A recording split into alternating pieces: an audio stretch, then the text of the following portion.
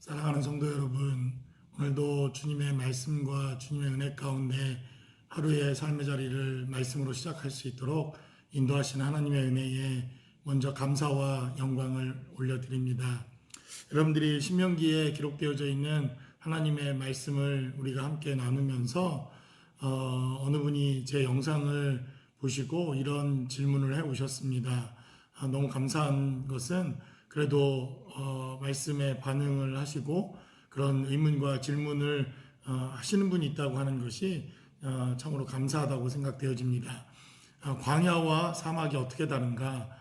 광야와 사막은 같은 것이 아니냐 이렇게 생각을 해 오셨다 이렇게 말씀하시면서 광야와 사막이 어떻게 다른가 이렇게 물으시는 질문이 있으셨습니다.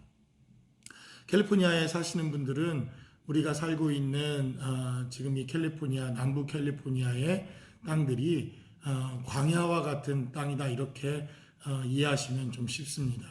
아마도 여러분들 가운데서도 저 엔트로밸리나 혹은 데스밸리 쪽에 3월, 4월이 되면 엄청나게 많은 꽃들이 피는 그러한 지역을 방문해 보시기도 하신 분들이 계시고, 그리고 지금 한참 어쩌면 그 퍼피꽃이라고 하는 꽃이 막 피는 그런 시즌이라고 생각되어집니다.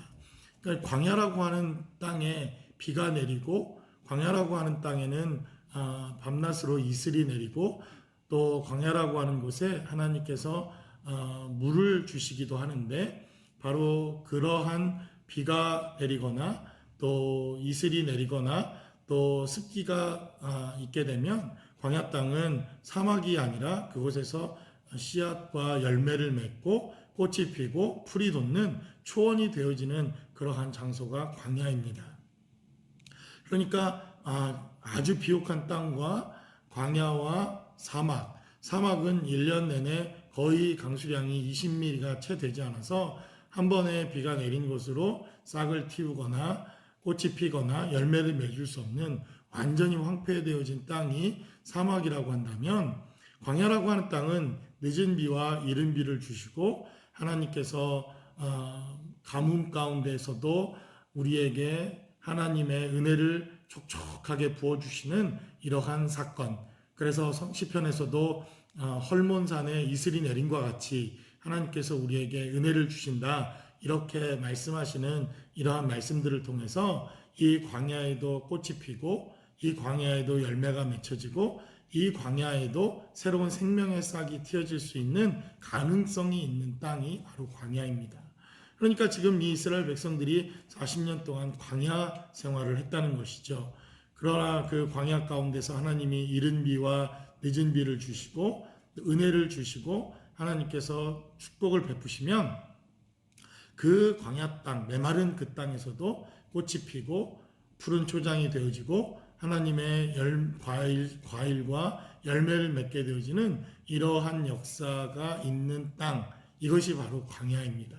그러니까 광야에서도 희망과 소망을 우리가 놓지 말아야 할 충분한 이유가 있다는 것이죠. 하나님께서 비를 주시고 은혜를 주시면 그 메마른 땅 그 가운데서도 하나님께서 축복과 은혜를 주시는 역사가 있는 장소, 바로 그것이 광야입니다. 그래서 이스라엘 백성들은 이 광야 땅에서 그 하나님의 은혜를 그들이 경험하고 하나님의 생명을 경험하는 역사가 있는 것을 보게 됩니다. 오늘도 계속해서 광야 땅에서 있었던 사건 하나를 모세는 하나님의 말씀을 전하면서 반드시 광야 땅에서 삶을 우리가 끝내지 아니하고 우리의 소망과 생명이 되어지는 가나안 땅으로 들어갈 것이라고 하는 약속과 소망의 메시지를 증거하고 전달합니다. 그래서 오늘 본문에 기록되어져 있는 이 신명기 9장 1절로 8절까지에 기록되어져 있는 이 하나님의 말씀은 이스라엘 백성들이 38년 전 있었던 사건, 바로 그들이 가데스 바니아라고 하는 그 지역에서 하나님의 약속의 말씀을 가지고 가나안 땅으로 들어가기 바로 그 직전에 하나님의 명령을 따라 12명의 정탐을 가나안 땅에 보내게 됩니다. 그러니까 지금 이 40년이 지난, 정확하게 말하면 38년이 지난 어느 시점에서 모세도 잊을 수 없는 자신의 연약함과 이스라엘 백성들의 실수와 죄악된 모습들에 대하여 다시 한번 경고하고 있는 경고의 메시지가 오늘 본문 가운데 담겨져 있는 것을 봅니다. 그러니까 이스라엘 백성들이 만약 그때 당시 하나님께 순종하며 하나님 앞에 삶의 자리를 드렸다고 한다면 이들은 이 신명기의 메시지가 필요 없었을 것입니다. 그들이 하나님의 말씀 앞에 순종할 수 있었다고 한다면 창세기, 출애굽기, 레위기 정도의 메시지로 구약성경, 특별히 모세오경은 끝이 났을 것입니다. 어쩌면 민수기에 기록되어져 있는 많은 광야의 사건들, 그리고 신명기에 기록되어져 있는 이 또 다른 하나님의 설교, 마지막 고별 설교가 필요 없었을 것이라는 것이죠. 그러니까 결국 민수기라고 하는 메시지가 성경에 기록되어져 있는 것과 신명기라고 하는 하나님의 말씀이 성경으로 지금까지 남아있게 된 이유라고 한다면 그것은 바로 인간의 불순종의 역사와 불순종의 대가와 불순종의 증거가 되어지는 하나님의 말씀이라고 하는 것을 우리는 기억해야 한다는 것입니다. 바로 하나님의 약속의 말씀을 쫓아 그들이 순종하며 하나님의 은혜를 경험할 수 있었다고 한다면 그들은 이미 40년 전 하나님의 언약의 약속을 따라 가나안 땅에 정착하여 하나님의 말씀과 율례대로 살았을 것입니다. 그런데 오늘 그들은 다시 40년 전 그들의 삶의 자리에서 실패와 실수와 하나님께 불순종했던 바로 그 과거의 역사를 잊지 않고 하나님의 말씀대로 순종하도록 모세는 다시 한번 그 명령의 메시지를 증가합니다. 그래서 오늘 9장 2절에 기록된 메시지를 한번 살펴보겠습니다. 9장 2절엔 기록하기를 크고 많은 백성은 내가 아는 아낙 자손이라 그에 대한 말을 내가 들었나니 이르기를 누가 아낙 자손을 능히 당하리요 하거니와 라고 성경은 기록합니다. 40년 전이나 지금이나 그들의 환경과 상황과 그리고 가나안 땅을 점령하고 있는 바로 이방인들의 민족들의 모습은 변함이 없습니다.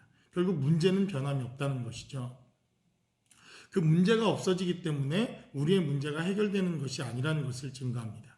그 문제만 없어지기만 하면 많은 사람들이 어떤 문제나 난관을 당면하게 되면 그 문제를 집착하는 부분들이 많이 생겨납니다.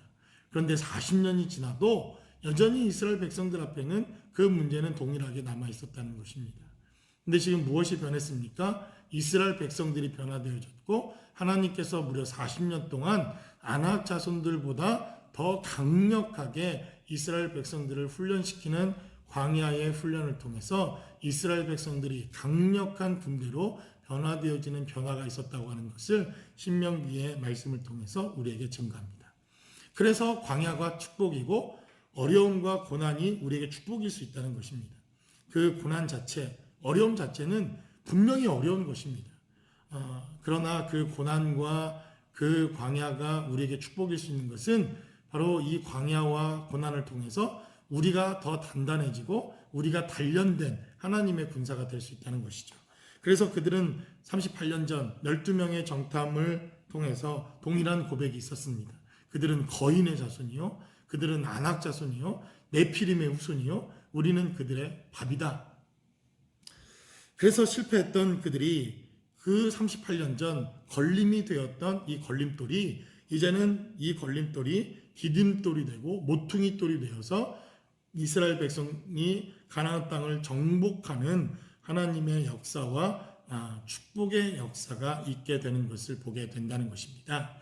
그래서 오늘 3절에 기록된 대로 오늘 너는 알라 내 하나님 여호와께서 맹렬한 불과 같이 내 앞에 나아가신즉 여호와께서 그들을 멸하사 내 앞에 엎드러지게 하시리니 여호와께서 내게 말씀하신 것 같이 너는 그들을 쫓아내며 속히 멸할 것이다 라고 말씀합니다. 하나님의 약속이 어디에 있는지 살펴봐야 할 필요가 있습니다. 그들에게 군대를 훈련시켜라 말씀하지 않습니다. 좋은 무기를 주겠다 이렇게 말씀하시지도 않습니다. 그 문제를 당장에 치워주겠다, 그 문제를 당장에 없애주겠다 말씀하시지도 않습니다. 하나님의 약속의 말씀을 붙들고 하나님의 약속의 말씀을 쫓으면 그들을 하나님께서 그 문제를 없게 해주시겠다 이렇게 약속하는 것을 보게 됩니다. 그러니까 누군가의 걸림돌이 되고 누군가의 정말 장애물이 되었던 그 문제가 어떤 이들에게는 디딤돌이 되고 어떤 이들에게는 모퉁이돌이 되어서 하나님 앞에 나아갈 수 있는 축복과 은혜와 하나님의 생명이 될 수 있다고 하는 사실을 신명기의 메시지는 우리에게 증거하고 있습니다. 그래서 7절에 기록된 대로 너는 광야에서 내 하나님 여호와를 경노하게 하던 일을 잊지 말고 기억해라. 우리가 기억해야 할 일들이 있다는 것입니다. 우리가 잘한 것, 은혜 받은 것, 하나님이 축복을 주신 것, 이것도 늘 지키고 간직해야 합니다. 우리의 죄악과 허물과 우리의 실수와 우리의 연약함도 또한 기억해야 합니다. 그래서 2번, 3번, 4번 이 실수가 반복되지 않도록, 이 잘못이 반복되지 않도록, 이 죄악이 반복되지 않도록 우리가 우리의 삶의 패턴을 바꾸는 것, 이것이 광야에서 우리가 해야 되는 일이라는 것입니다. 어쩌면 이 우리가 당면하고 있는 여러 가지 상황과 사건을 통해서 우리의 일상의 삶의 자리를 우리가 돌아볼 수 있는 좋은 시간이라고 믿습니다.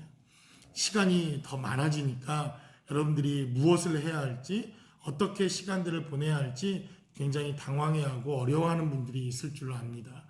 그러나 이러한 기회가 된다고 한다면 우리가 1월 달에 성경을 일독을 하고 성경 통독을 했던 것처럼 여러분들이 성경을 일독을 하고 또 기도하며 하나님의 말씀을 나누며 또 어려운 이웃들을 돌아볼 수 있는 그러한 시간들로 삼을 수 있다고 한다면 이 광야 땅에서도 꽃이 피어나고 이 광야 땅에서도 아름다운 열매가 맺혀지고 이 광야 땅에서도 더 큰 가나안 땅을 바라볼 수 있는 축복의 시간들이 될 수 있을 줄로 믿습니다.